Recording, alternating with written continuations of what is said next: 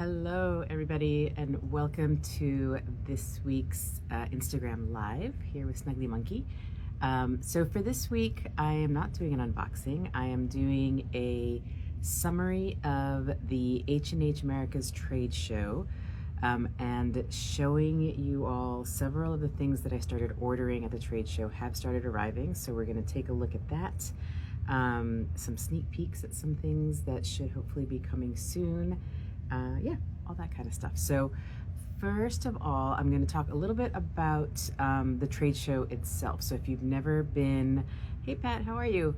If you've never been to a trade show before, what they're like, they're basically these huge shows that are usually hosted at a convention center for a specific industry. And so H&H is for the fiber arts and craft industry. It's a little bit unique in what has existed in the United States before. So there's Quilt Market, which has been around forever, and as the name implies, it's very much geared towards quilting stores, lots of fabric. I have gone to Quilt Market before, and there's other embroidery kind of stuff thrown in there, but it's mostly geared towards quilting and sewing. There used to be TNNA, which was a show that was geared towards knitting and yarn, but they closed up shop during the pandemic, so that kind of disappeared. And H&H is kind of filling the gap in between, and so it's bringing together all of the fiber arts industry into one place, which is really exciting because then you get to see kind of everything all at once. I always leave H&H wishing that I could knit because the yarn displays are gorgeous and they're beautiful to look at, but they are doing a really great job of bringing in vendors from all over the world that work specifically with small independent craft stores. So this isn't really a show for like the big box stores to go shop at. This is more for your local needlework shops, local quilting shops, shops like mine. That's really who's there kind of shopping really and looking. So when I say shopping though, they're not really selling anything there. Like you can't, some shops are selling, some kind of companies will sell samples, but for the most part, what I came home with is just tons of catalogs, loads and loads of catalogs. Like I said, there were some samples here and there that you could purchase, but it's really more about, placing large wholesale orders, which is why it's not generally open to the public. It's usually for shops that are, going to be building a relationship with the folks that are there. So some of the really, I thought interesting things that I saw this year, I had gone last year. It has definitely grown this year, which is great. And they definitely increased the amount of fabric that was there, but they increased the amount of kind of modern needlework stuff that was there. So there were more embroidery vendors there this year. There was more punch needle and needle felting. Yeah, so they're growing, which is great. One of the needle felting companies that I absolutely loved is these folks. They're called Bear Creek Felting. They are based up in North Dakota, and they are what's called a vertical company. So they actually raise their own sheep on their farm. They shear the sheep, they process the wool, and they create needle felting kits out of the fleeces of the sheep that they raise. And so they have some really, really adorable kits. They're complete kits. Another thing that we really liked about their kits is for some of their larger animals, like there's a buffalo kit in here somewhere. They actually, from some of their kind of seconds bat, they create the body, the ball that's the body of the animals, and that's included in the kit. So you don't have to spend all that time building kind of the big central structure. You get to do all the fun stuff of like adding all of the wool on the outside to create the structure. So that was something I hadn't seen in needle felting kits before that I thought was really ingenious and really helpful in getting you to be able to make kind of the the creatures that you want to make without spending all that time having to build the center core. So these kits are not here yet, but I did want to give you, there are going to be some of these in the shop because I thought they were just a really cool company. My approach to H&H was a little bit different this year. Last year was my first year and I just kind of got overwhelmed and starstruck by everything. And I placed a lot of orders at the show itself. And then I had a little bit of buyer's remorse when I came home and I kind of got to think over everything. And so this year I actually did not let myself place very many orders. I think I only placed 2 orders at the show itself. And then now that I've kind of been able to get home and kind of sit with everything and look at it more carefully, I'm starting to place orders kind of more strategically this year, which I think is a better a better way to do things. So some of the other, I did say I did bring home some samples. A lot of the folks that were doing samples were the yarn and the knitting shops. There was this, if you saw my pictures from H&H and you saw that knitting the little creatures, it was like a whole table filled with a village scene. That was Mochi Mochi Land, and so she was selling samples of her little knitted, so this is not amigurumi, these are actually, this is knitting, not crochet. I don't know how to knit, but they were so cute and they said that they were great for beginners. So I was gonna give these a try. So that was one of the things I came home with.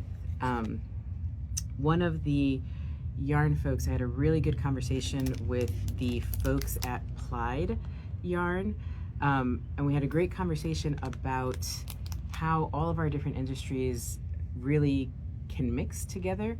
And those of us that live in this kind of crafty space, very few of us are just like a one focused craft kind of people.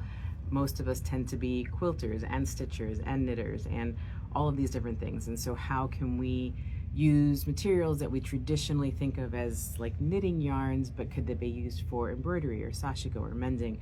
And so Plied is starting to package their yarn in bobbins that are more friendly for the embroidery market, right? Because for embroidery, we need a lot less yarn than you would need a full skein to make a sweater or some socks or whatnot. So they are, I love to embroider on the tops of my knitted garments. Beautiful, exactly. So mixing all of kind of our different crafts together and being able to use different materials that are not exclusive to one thing. So Plied is packaging their yarn now in these little bobbins, so you don't have to buy a full skein. You can just buy a little bobbin of it and use it for, they had examples in their booth using this for sashiko, and it looked beautiful with the mending looms, with traditional mending, couching stitches and embroidery. I could see tons of uses for that. So I came home with several little bobbins and samples to play around with, but you will be seeing Plied in the store in the next couple of months. I just actually ordered their full color set so that I could pick out the colors that I want to add to the store, but I just really loved that they are offering kind of these smaller bobbins so that they're kind of more accessible to stitchers. Let's see. All right, so that's kind of, oh, there are also at these trade shows, there tend to be classes, lectures, master classes, State of the Union address, all sorts of things. So I did a couple of classes. To the ones that I did were more about, they were called learning labs, and they were to learn about different products. And so I did an amigurumi class with Circolo, which is based out of Brazil. And it was a very ambitious class. It was only 45 minutes. We did not get very far in our little koalas here. I made a foot. That's about as far as I got with my koala. But that was a lot of fun. I started doing amigurumi last year with the Woobles kits, like so many people did. And so it was fun to try a different weight of yarn. It's much thinner than what's included in the Woobles kits. But it's really fun. So hopefully that koala will get done at some point. All right, so what did I purchase? What did I get at H&H? So I met up with several folks that I already work with, which is always nice to have a chance to talk to them and see them in person, especially because most of our relationships are online or through social media. So first off, embroidery and sage. I've carried several of Alexis's kits for a long time. She's expanding her line of kits and needle minders, which is great. And so she's added a couple of new kits. She's also redoing all of her packaging, doing away with the plastic sleeves that she used to use to package her kits and going to recyclable paper, which is always appreciated and great. So one of the new designs that she just debuted at H&H is called Autumn in New York. And this is her new packaging. I'm going to go ahead and open this one up so that you can see it's got kind of the old school string closure. Embroidery and Sage's kits are complete kits. Most of them are very beginner friendly. I would label this one more of like a adventurous beginner intermediate, simply because of the trees. You're doing a lot of knotted stitches here. So if you're not as comfortable with your French knots, coral knots, that kind of thing, this is a great practice piece. But a lot of her designs are based on architecture. She's got gingerbread houses of Amsterdam, Paris rooftops, and several New York based kits, and they're back stitches basically. So a lot of her kits are very beginner friendly, but she includes a wooden hoop for you. She has DMC floss, enough for you to complete the design. You get the design pre-printed on the fabric, permanent ink. Because the color is already here on the fabric, it also helps. So when you are filling this in with all the knot work, if you miss a little bit of a gap, you don't get the knot exactly in the right place, you've got the color underneath to kind of help hide any of those imperfections. You have a needle, you have an instruction booklet with basic instructions on how to do the stitches and a stitch guide.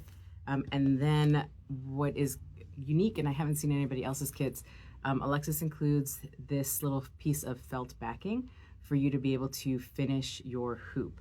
So once you're done, you've got everything all hooped, then you can cover up your back by putting the little felt backing in here. You do a whip stitch to attach this onto the fabric on the back of the hoop, and you're done.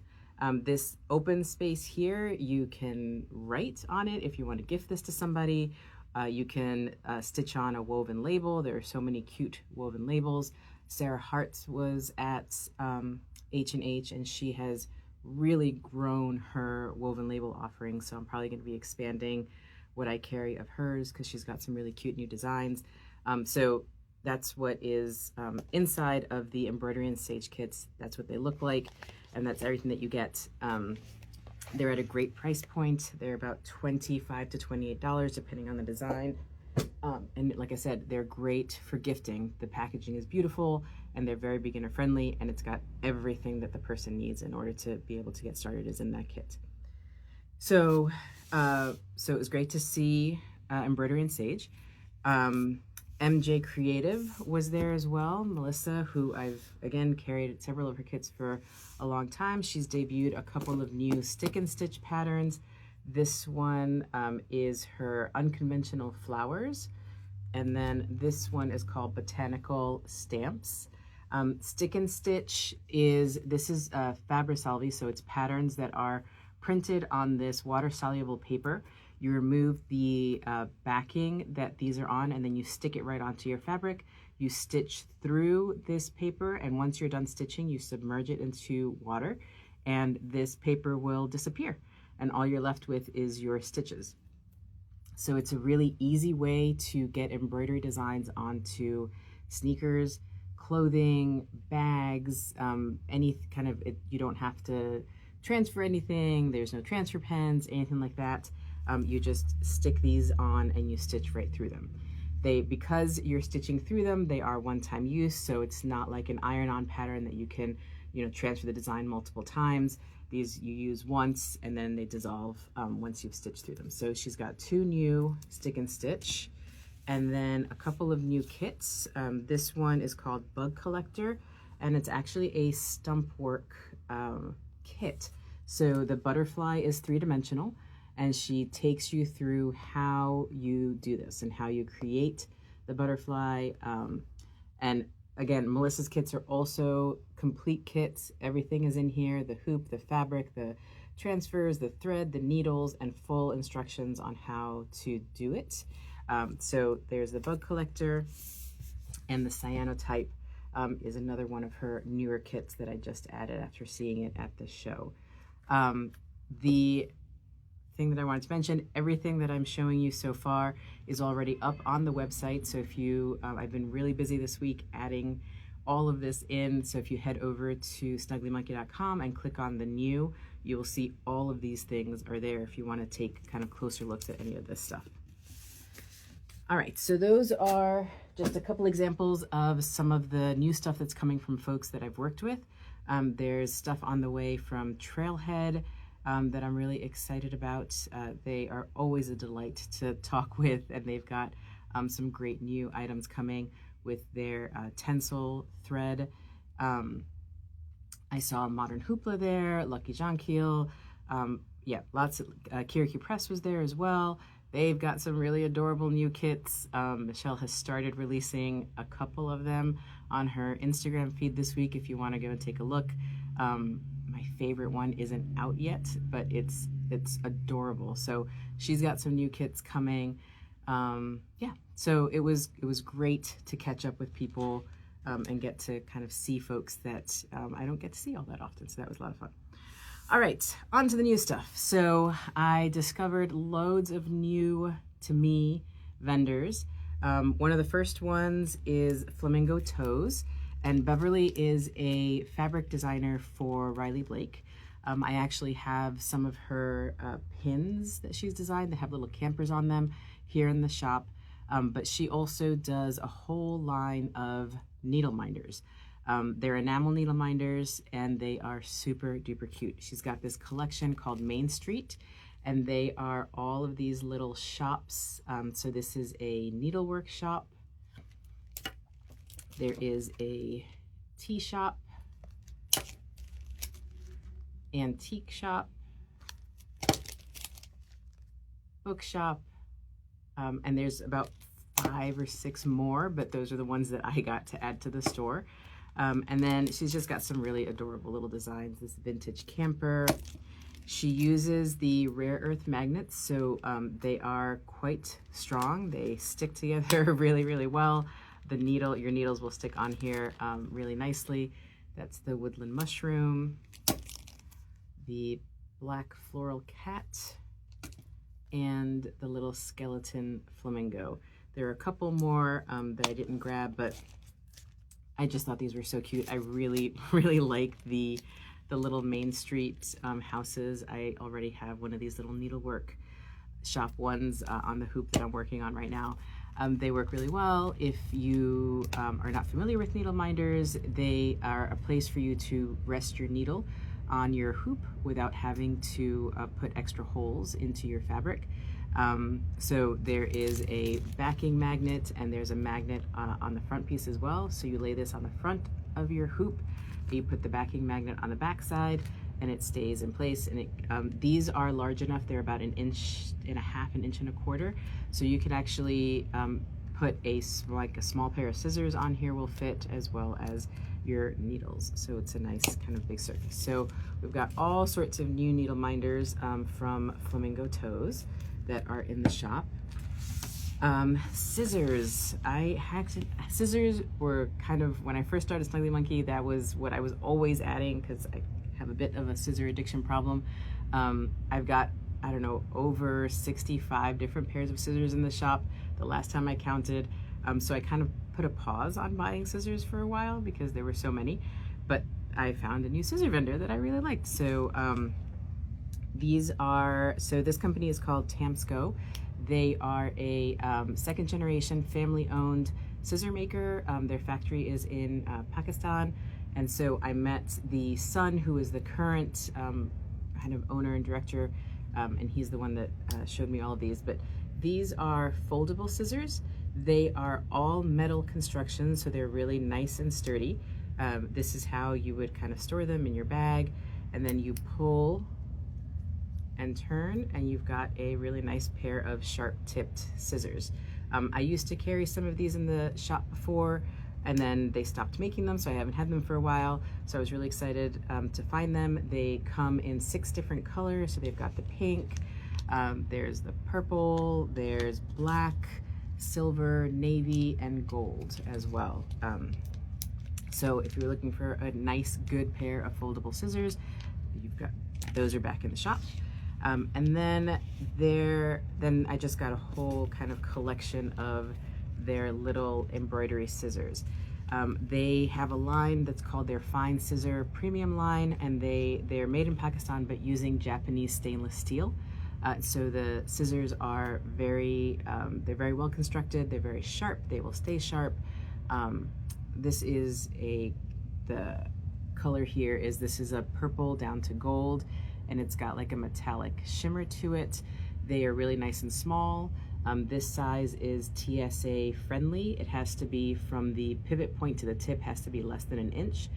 So if you are looking for scissors to be able to take on the plane with you with your travels this summer, on my website under scissors, one of the categories that I have there is TSA friendly or airplane friendly, and all of the scissors in that section meet that requirement of having this space here be less than 1 inch.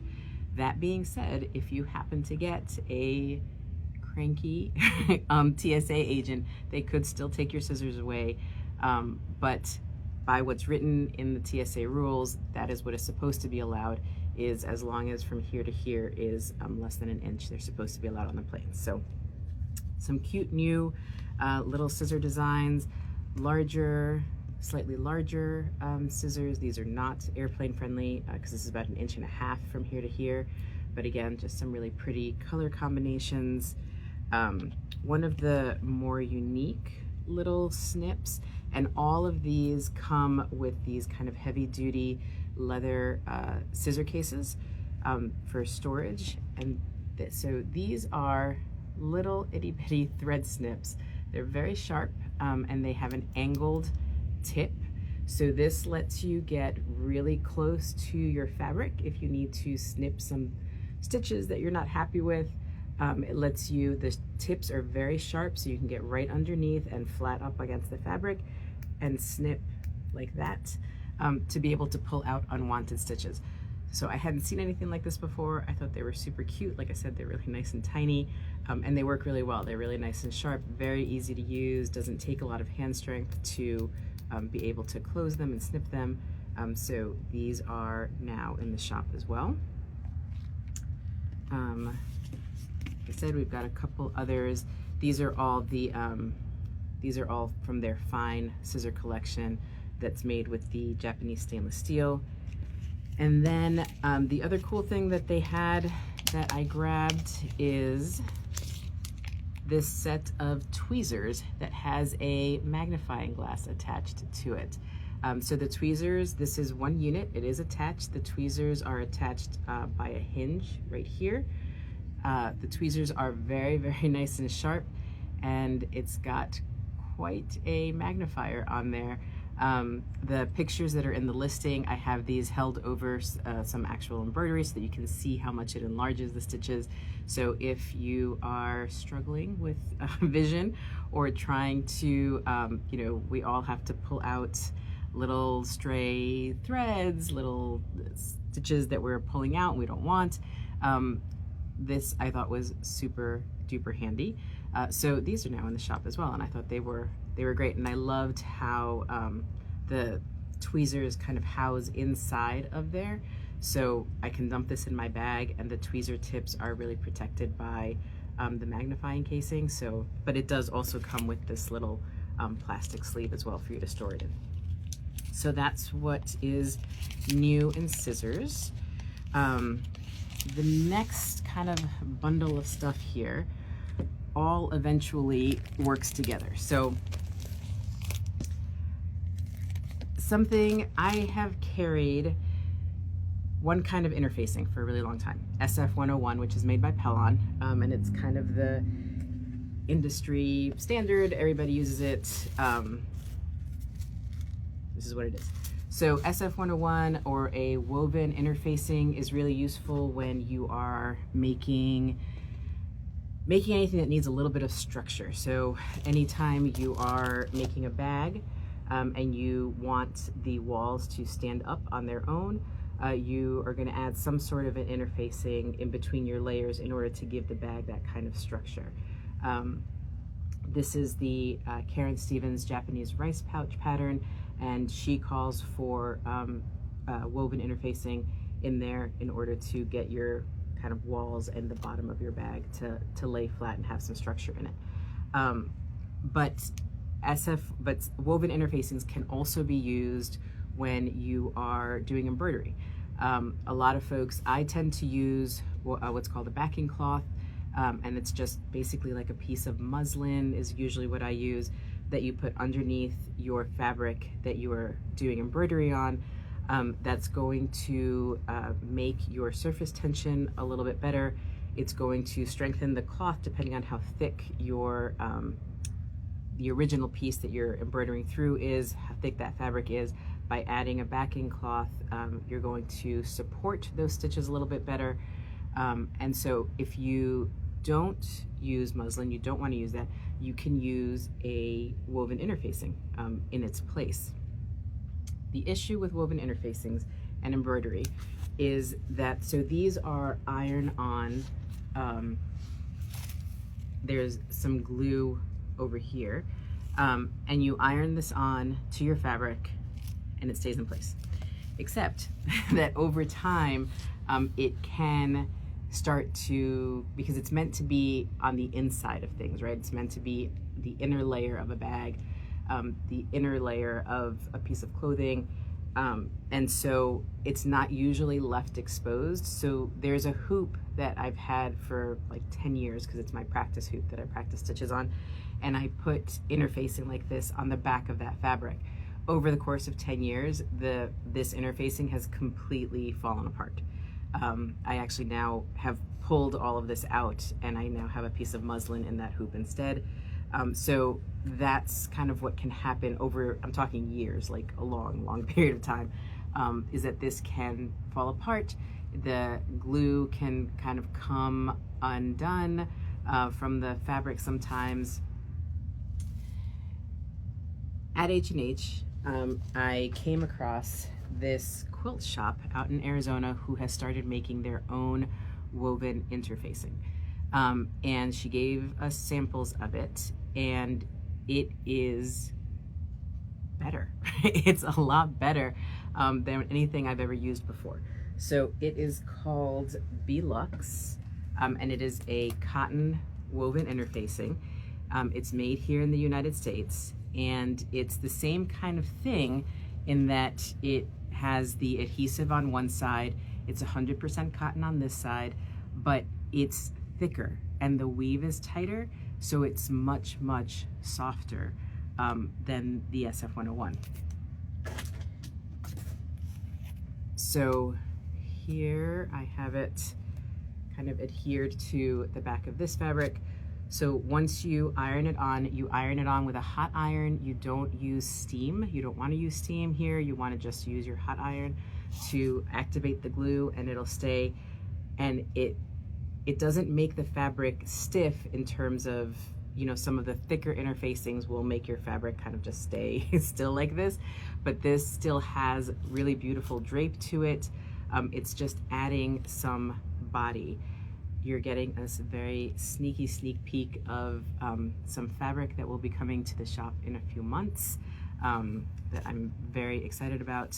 This is a company that makes all of their wovens in India, and it's absolutely beautiful. So anyway, I'm about to use this for kind of a sashiko-ish project, and I needed it to have a little bit more structure, so I added some of this Belux woven interfacing onto the back. and it just feels so much nicer. It's really, really soft. So if you are into bag making, if you want to try adding some structure, particularly in the world of sashiko, if you are adding sashiko, and especially if you're doing something like hitomezashi, which is the denser grid-based style that is quite heavy, and you are doing it onto your clothing, but it's like a really thin chambray, right? And it doesn't have the structure of a full denim. You might want to add some interfacing to the back of that in order to be able to support your stitches, so that when you wash it, it's not going to shrink and kind of cinch up. So these are different ways that you can use interfacing. In addition to the interfacing, so like I said, it's called Belux, and this is up on the website. So they make this Belux interfacing, and they also make fusible fleece. Fusible fleece is kind of what it sounds like. It is a fleece that has the same heat activated glue on the back. And so again, places that you would use this would be bag construction, making table runners, placemats, anything kind of like that. That again, this is going to give your bag a lot more structure than this. The walls will actually be quite sturdy. But lots of folks are always asking, you know, I have 10 million of these 12 by 12 sashiko samplers. What do I do with them? You can turn them into table runners. You can sew them all together. Putting a layer of fusible fleece underneath is going to give it a little bit of cushion. You don't have to, it's not batting, which you need to stitch through in order for it to stay stable. Because this is adhering onto your fabric, you don't have to stitch through it. It will stay stable the way that it is. And so it's perfect for making things out of your sashiko samplers. And I keep mentioning bag making because one of the other new things that I added to the shop was Zaka Workshop.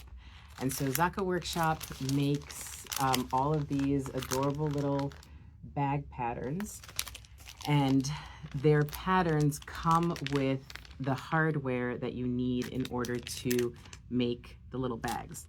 I was at their booth a lot, and lots of the pictures that I posted from the show came from their booth. Their little bags are so cute. And so a lot of these patterns call for fusible fleece or woven interfacing. So it kind of made sense to add these together at the same time. This little, the mini macaron pouch, the little zipper, and the discs are in here, enough for you to make one little macaron. There is the bauble purse, the scrappy pencil case, and the classic coin purse. What caught my attention about all of these patterns was the samples that they had out on the table. They had embroidery on these little bags. So they had little embroidered motifs kind of stitched on the bag before they made them into, on the little macaron tops, they had like little flowers and whatnot embroidered onto it. And again, I thought it was just kind of a great merging. For folks always wondering, I'm tired of making hoops. I don't have any more wall space to hang hoops. What else can I do with this? You can start using your embroidery in making things that you're going to carry around and use, you know, every day. I don't generally stock a lot of books in the store. I have an affiliate account with bookshop.org. And so when you go to the website and under, I think it's Learn, I have a link about book suggestions. So all of my favorite craft books, I have those listed over on bookshop.org. I do get a small commission if you do purchase them through that link, just for full disclosure. But I generally don't sell books in the store because I cannot compete price-wise with the big A. Nobody can, because they sell their books at below wholesale costs. So, but there are a couple of exceptions, books that I think work really, really well with the stuff that I sell. And so Zaka Workshop has done a lot of great work in translating Japanese craft books into English. And they work with one of my favorite Japanese embroidery artists, Yumiko Higuchi, and they've translated a lot of her books into English. And so I did grab this one. It's called Simply Stitched with Embroidery. And I have a couple of copies that I put up in the shop. And I grabbed this one because it is specifically for taking Yumiko's designs and putting them on little bags and pouches. There are full pattern sheets at the back of the book. So there are 20 bag patterns inside of this book, but there's a lot. It's mostly like project ideas, so like little clasp purses. Let's see, what else is in here? Yeah, and then it's got all of the stitching instructions, stitch diagrams, project ideas, and this is all in English. They've done the work of translating all of this into English. So this book is now up in the shop as well.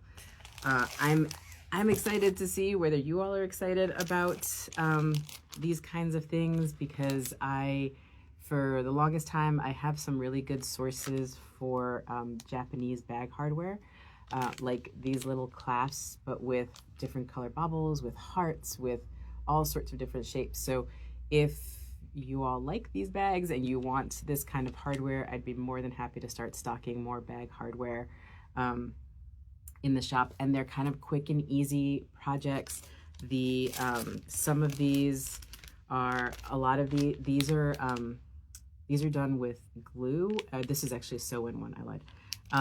But the applying the hardware onto the bag can all be done by hand, so you don't need a sewing machine. If you don't use a sewing machine, that's totally fine. A lot of this sewing can be done by hand, so you don't need a machine. All right, so that is a kind of preview of some of the H&H new stuff that has arrived already.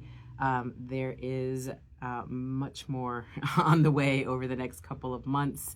I have opened up 2 new fabric accounts with 2 new vendors that I am very excited about. So the fabric selection in the store is going to be growing. One of those accounts is with Moda, and Moda does a lot of pre-cuts. So they do scrap bags and charm squares and all kind of those little sample sized, which work great for Boro style projects. So you're going to be seeing more of that kind of scraps, not scraps, but like small charm squares. Because in case you didn't see, this was before H&H, I added last month these Liberty of London from Alice Caroline, these little charm square packs, and they have been so incredibly popular. It's kind of blown my mind. So this restock just arrived this morning. I was completely sold out. So if you were waiting on some of these charm packs, they're back. For the moment, they're back. And so they come in 2 sizes. These are the 2.5-inch squares, and these are the 5-inch squares. They come in different, like this is the rainbow collection. These are the pinks. These are the blues. So you're going to be seeing more of this kind of thing, these kind of smaller packs of fabric, so that you can play around and experiment. There's been more interest in English paper piecing lately. So I was talking to the folks there's a company called Paper Piecing. I was talking to them about possibly adding some of their stuff. What else is coming? Yeah, there's a lot.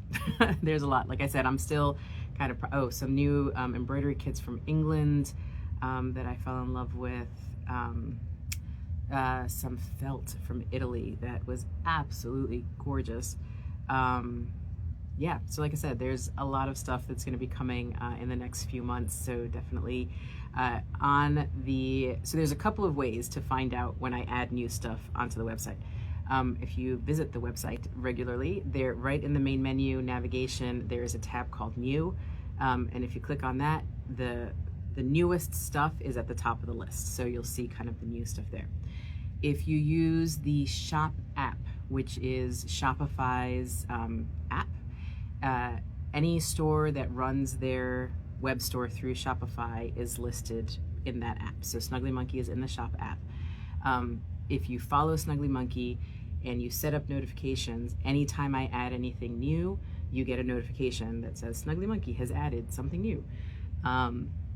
So that's the way that a lot of people figure out when new stuff arrives. And then of course there's the newsletters, which is how I usually get the information out first of new arrivals.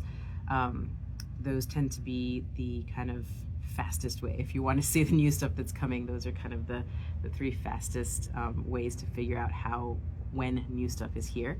Oh, speaking of new stuff, the last thing I have to show you. So new this week, these aren't new necessarily because I originally got them back in February.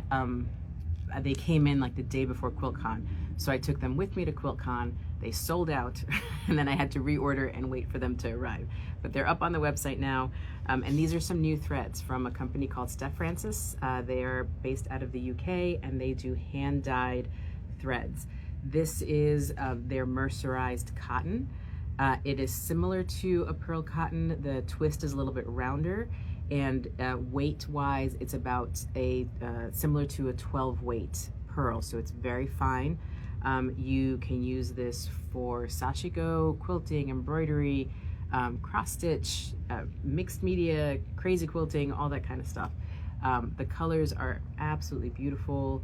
They've been really, really popular. And then this is another type of thread from them. It's called their Textures selection. There's actually 5 different kinds of thread that are bundled and hand dyed together so that they all have the same color gradation, but you can pull the 5 threads apart and use them separately.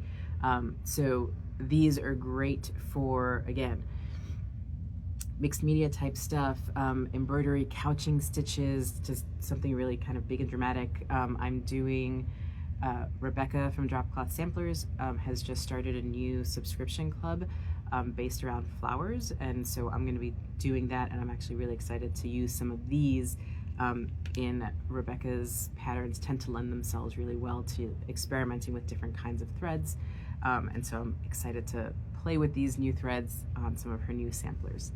All right, so there you go. There is kind of a summary of H&H and some of the new things that have arrived, and many, many more that will be arriving in the next couple of weeks. So yeah, there we go. So hopefully next week I'll be back again, probably with an unboxing. And until then, I hope you all are doing well. Enjoy your weekend, and I will talk to you all again soon. All right, thanks so much, everybody. Bye.